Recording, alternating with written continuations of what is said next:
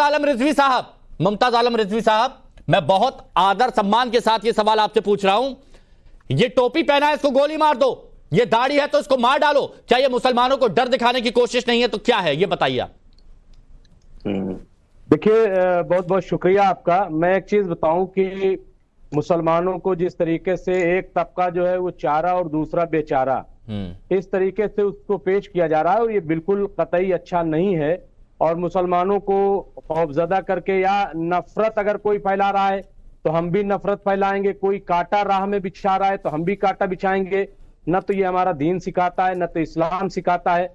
हमारी जबान मोहब्बत की है और हमारी जिम्मेदारी ये है कि अगर कोई किसी को खौफजदा कर रहा है तो उसके खौफ को उसके दिलों से निकाला जाए, ना कि और खौफ पैदा किया जाए। तो मुझे लग रहा है कि ये जो राजनीति जिस तरह की जा रही है, और बीजेपी या अपोजिशन में जो भी पार्टियां हैं, चाहे असदुद्दीन ओवैसी हो, वो उनको लगता है कि बीजेपी से लड़ करके ही हमें वोट मिलेगा, चाहे ममता बनर्जी हो या कांग्रेस हो या जो हो। उनको लगता है कि बीजेपी के आमने सामने खड़े हो जाओ, वो उनको गाली दे, वो उनको गाली दे, तो वोट जो है वो वोट बैंक हमारा हिंदू वोट जो है वो उधर चला जाएगा, मुस्लिम वोट उधर चला जाएगा।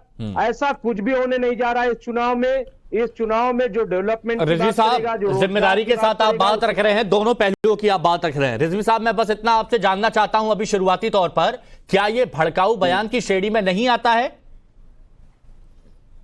नहीं, बिल्कुल मैं समझता हूं कि ये कहना, और खास तौर से जब अकबरुद्दीन ओवैसी साहब अभी बोल रहे थे तो आपने भी वो सवाल उठाया, और मैं भी, मुझे लग रहा है कि अगर ऐसी बात है तो सबसे पहले अकबरुद्दीन ओवैसी साहब को टोपी लगाना चाहिए कम से कम। न दाढ़ी रखे तो टोपी लगा तो बात करें, तो मुझे लग रहा है। और फिर आप देखिए दोनों ब्रदर, शायद वो डर जो वो डर जो लोगों को शायद दिखा रहे हैं, क्या वो खुद ही महसूस कर रहे हैं क्या? नहीं, अगर असदुद्दीन ओवैसी कहते हैं तो वो मुत्तकी हमें लगते हैं, क्योंकि टोपी लगाते हैं, दाढ़ी रखे हुए, माशाल्लाह नमाज की तस्वीरें भी सामने आती हैं। तो अकबरुद्दीन ओवैसी को भी उन्हीं अपने बड़े भाई को ही फॉलो करना चाहिए। और ये ज्ञान दूसरों को बांटने के लिए बहुत बेहतर होता है शायद, लेकिन खुद पर अमल नहीं कर पाते हैं ना। यही दिक्कत है कि दूसरों को आप कुछ भी बोलिए, लेकिन जब खुद की बात आती है तब नहीं कर पाते। एक छोटा सा रिएक्शन आदिल भाई, फिर टिमरेवाल जी। पूछिए जो इस्लामिक स्कॉलर बैठे हैं दूसरे को नसीहत दे रहे हैं, पहले अपने टोपी पहन ले। अब आपको उनसे भी दिक्कत है? अरे आपको उनसे भी दिक्कत है? अब आपको उनसे भी दिक्कत है? आपने क्यों नहीं टोपी पहनी आदिल हसन भाई? आपने टोपी क्यों नहीं पहनी है? आपने क्यों नहीं टोपी पहनी है? आपने क्यों नहीं दाढ़ी बढ़ाई है? क्या टोपी और दाढ़ी पहचान है? दाढ़ी वाले को मार डालो, टोपी दाढ़ी पहचान है? तो नहीं मारा है क्या रिजवी साहब? नहीं आदिल भाई, आपने क्यों नहीं, आपने टोपी क्यों नहीं पहनी? आदिल भाई क्यों नहीं पहनी टोपी? आप उनसे पूछ रहे हैं, आप रिजवी साहब से पूछ रहे हैं आपने टोपी क्यों नहीं पहनी? मिर्ची क्यों लग गई आपको? मिर्ची नहीं लग गई इतनी? मिर्ची नहीं लग गई? क्यों मिर्ची लग गई? मिर्ची नहीं लग गई? मुझे लग रहा है कि मिर्ची लग गई।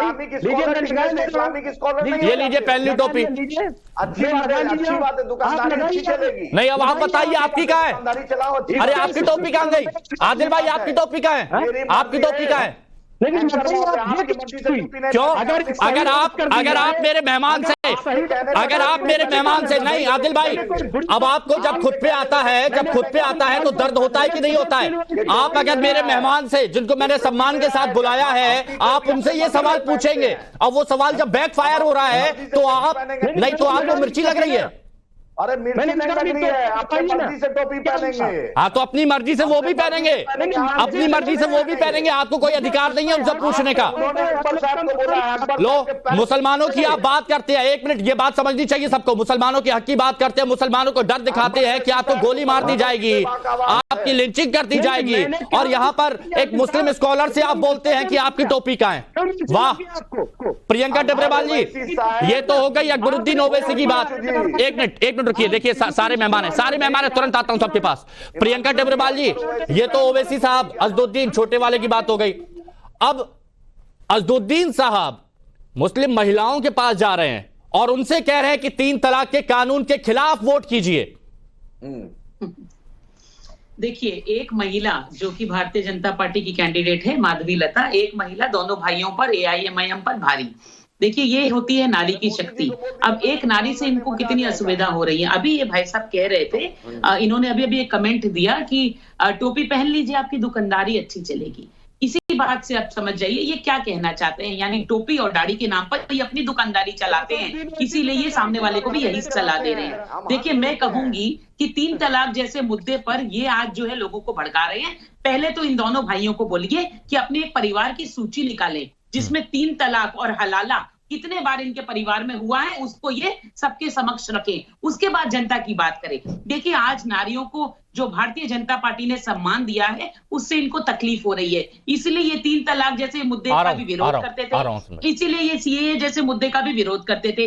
ये अपने भाषण में खुद ही कह रहे हैं कि हिजाब, टोपी वाले या जो नमाजी हैं उनको गोली मार दी जाती है। तो भड़काऊ जो है बयानबाजी आपने इनकी सुनी, मगर भारतीय जनता पार्टी जो है वो भड़काऊ भाषण देने में नहीं बल्कि देश के विकास में, देश की प्रगति में, देश की समृद्धि में, देश के कल्याण पर विचार करते हुए अपनी विचारधारा को आगे पहुंचाती है। सिर्फ यही